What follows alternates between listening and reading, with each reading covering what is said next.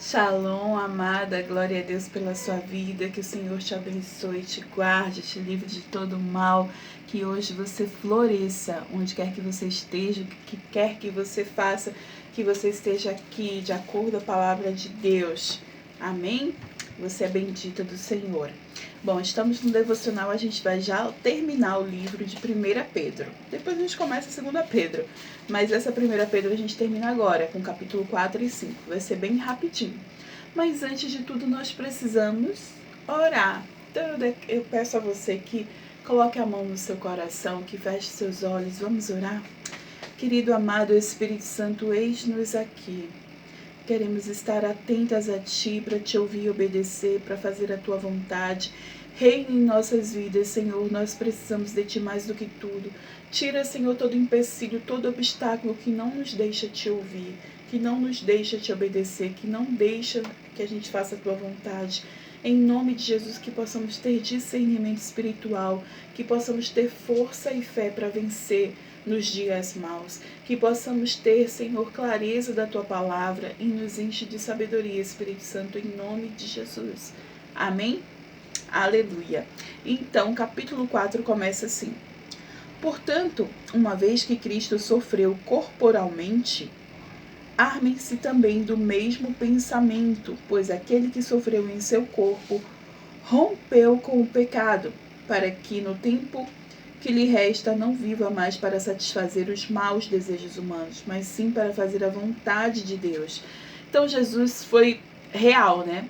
Ele sofreu no físico mesmo, foi uma dor corporal, física, ele sofreu para que o meu pecado e o seu pecado fosse levado para a cruz, para que fosse levado para o mar do esquecimento, para que nós tivéssemos um perdão, para que pudéssemos viver na eternidade. Então não foi à toa, não foi em vão, e ele sofreu mesmo. Dores físicas que eu e você, às vezes quando a gente corta um dedinho, a gente só falta morrer, falta sair as tripas pelo dedo.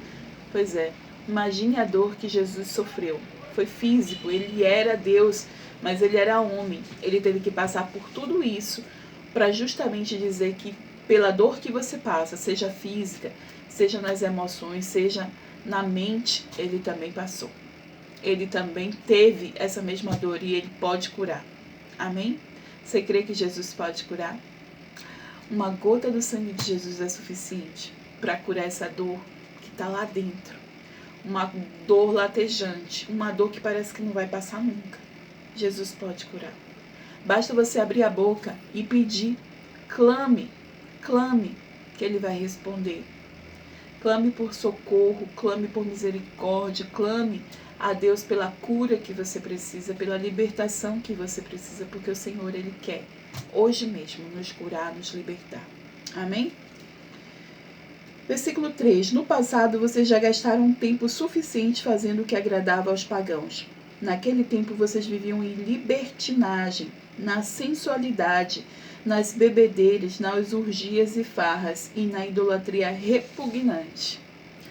Fala, Deus! Eu não sei você, mas eu vivi, acho que 99% dessas coisas aqui. Fala, Deus! Pois é, vivi muito essas coisas mesmo. A idolatria era repugnante, as coisas que eu fazia. De verdade. Ele está falando naquele tempo, né? Você vivia na libertinagem, você vivia para adorar deuses e fazer coisas pagãs. Essa era eu. Eu não sei você, mas tá me descrevendo aqui. Versículo 4. Eles acham estranho que vocês não se lancem com eles nas mesmas torrentes da imoralidade e por isso os insultam. Contudo, eles terão que prestar contas àqueles que...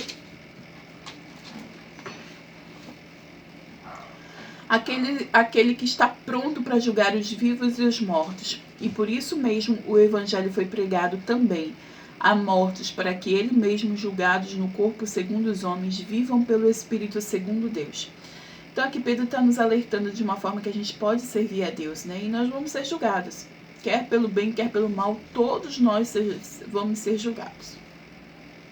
E por aquele que pode julgar, né? Não é qualquer pessoa que abre a boca e fala, pronto, falei, não. É pelo Deus onipresente, o Deus onipotente, o Deus onisciente. Versículo 7. O fim de todas as coisas está próximo. O fim de todas as coisas está próximo. Já falei e repito, nós somos a última geração antes do arrebatamento.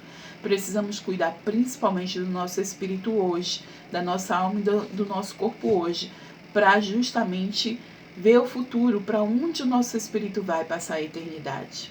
Onde você quer passar a eternidade. Portanto, sejam criteriosos e estejam alerta, dediquem-se à oração. Sobretudo, amem sinceramente uns aos outros, porque o amor perdoa muitíssimos pecados. O amor perdoa muitíssimos pecados. Sejam mutuamente hospitaleiros, sem reclamação. Cada um exerça o dom que recebeu para servir os outros, administrando fielmente a graça de Deus em suas múltiplas formas. Se alguém fala, faça-o como quem transmite a palavra de Deus. Se alguém serve, faça-o com força que Deus provê, de forma que em todas as coisas Deus seja glorificado, mediante Jesus Cristo, a quem sejam a glória e o poder para todo sempre. Amém. Então, que eu e você, tudo que fizermos, que seja para honrar e glorificar o nome do Senhor. Que tudo que possamos fazer seja em nome de Jesus. Que seja para honra e glória do nome de Deus. Amém? Versículo 12. Amados, não se surpreendam com o fogo que surge entre vocês para os provar, como se algo estranho lhes estivesse acontecendo. Mas alegrem-se à medida que participam dos sofrimentos de Cristo, para que também, quando a sua glória for revelada, vocês exultem com grande alegria. Se vocês são insultados por causa do nome de Cristo, felizes são vocês, pois o Espírito da glória, o Espírito de Deus, repousa sobre vocês. E se algum de vocês sofre, que não seja como assassino, como ladrão, criminoso ou como quem se intromete em negócios alheios. Contudo, se sofre como cristão, não se envergonhe, mas glorifique a Deus por meio desse nome. Pois chegou a hora de começar o julgamento pela casa de Deus, e se começa primeiro conosco. Qual será o fim daqueles que não obedecem ao Evangelho de Deus? E, se ao justo é difícil ser salvo, o que será o ímpio e o pecador? Por isso mesmo, aquele que sofre de acordo com a vontade de Deus devem confiar sua vida ao seu fiel Criador e praticar o bem. Pedro está nos alertando aqui sobre os sofrimentos que a gente tem por causa do Evangelho, por causa do nome de Jesus. Existe mesmo muita perseguição, muito sofrimento, mas vale a pena. E ele está falando para a gente nos gloriar, porque assim, a gente não se surpreenda quando vier a dor, quando vier os dias maus, porque eles vêm. A gente não precisa estar surpreendida, a gente precisa estar preparada, porque vai chegar esse dia, né? E Pedro aqui, eu não sei se você sabe, mas ele foi crucificado. Só que ele não queria ser crucificado como o Senhor Jesus. Ele disse que não merecia tal coisa. E ele pediu para que colocasse ele de cabeça para baixo. Então imagina, ele foi crucificado, mas ele não queria que fosse como Jesus. E ele pediu para colocar ele de cabeça para baixo. Isaías, o profeta, ele foi cerrado ao meio. E você sabe o fim de cada profeta, de cada homem desse, tudo que eles passaram para que hoje eu e você soubéssemos desse evangelho, soubéssemos e fôssemos doutrinadas, discipuladas por suas cartas, ensinadas. É uma verdadeira teologia riquíssima que hoje eu e você temos. Então o que eu e você passamos, a gente entrega nas mãos do Senhor. E somos mais que vitoriosas em nome de Jesus. Mas não é nada perto do que Paulo passou, do que cada 12 de Jesus passou, do que Jesus passou.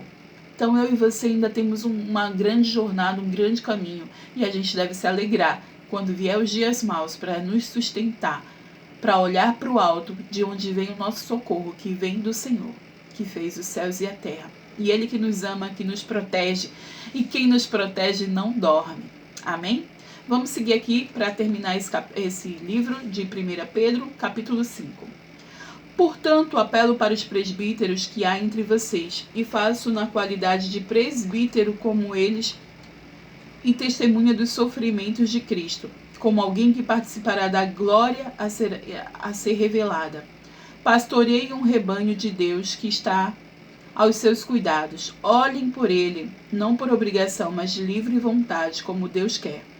Não façam isso por ganância, mas com desejo de servir.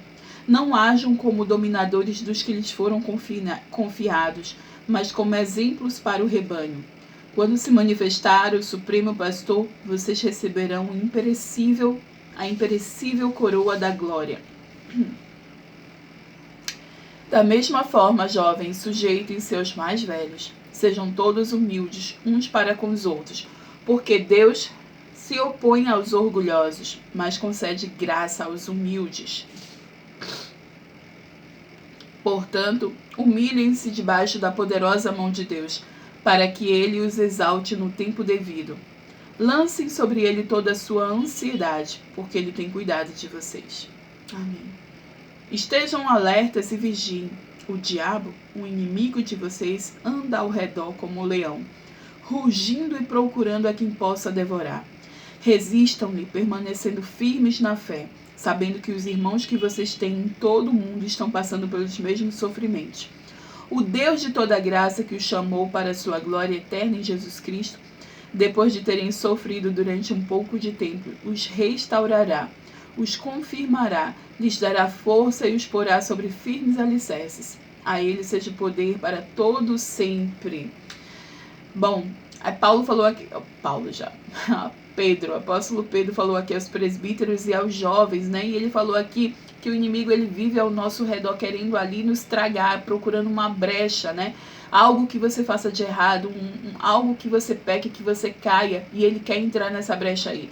Então, que nós sejamos rápidas em nos arrepender, fazer todo o processo de arrependimento, reconhecer o pecado, confessar o pecado, pedir perdão pelo pecado, se arrepender genuinamente para nunca mais voltar a fazer isso, para que o inimigo não tenha chances de entrar na nossa área, seja espiritual, seja financeira, seja profissional, familiar, seja a área que for, para ele não devastar a gente.